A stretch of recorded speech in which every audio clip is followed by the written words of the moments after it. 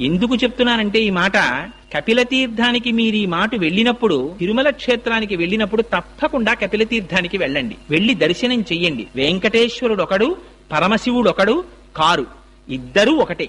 ఎందుచేత అంటే ఏకస్త్వమేవ బహుదా భవభాసి లోకే నిశంకధీర్ వృషభకేతన మల్లినాథ శ్రీభ్రామరి ప్రియ సుఖాశ్రయ లోకనాథ అన్నట్టుగా ఒక పరమాత్మే రెండు రూపాలుగా దర్శనమిస్తున్నారు అక్కడ. అందుచేత రెండు కాదు ఉన్న పదార్థాలు. అందుకని ఆ కొండ ఎంత ప్రాచీనమో కపిల తీర్థంలో ఉన్నటువంటి స్వామి కూడా అంత ప్రాచీనం. ఆ కపిల తీర్థం ఎంత గొప్పదంటే, పూర్వకాలంలో ఎప్పుడో కృతయుగంలో కపిల మహర్షి పాతాళ లోకంలో శివలింగాన్ని ఒక దాన్ని, వెలిసినటువంటి శివలింగానికి పూజ చేసి ధ్యానం చేస్తుండేవారు. ఆ శివలింగం పెరుగుతూ పెరుగుతూ పైకొచ్చింది. అది భూమిని బద్దలు చేసుకుని పైకొచ్చింది. పైకొచ్చి ఇంకా ఇంకా పెరుగుతోంది. పెరుగుతుంటే కామధేనువు గబగబా పరిగెత్తుకొచ్చింది. బ్రహ్మగారు ఆవు రూపంలో వచ్చారు.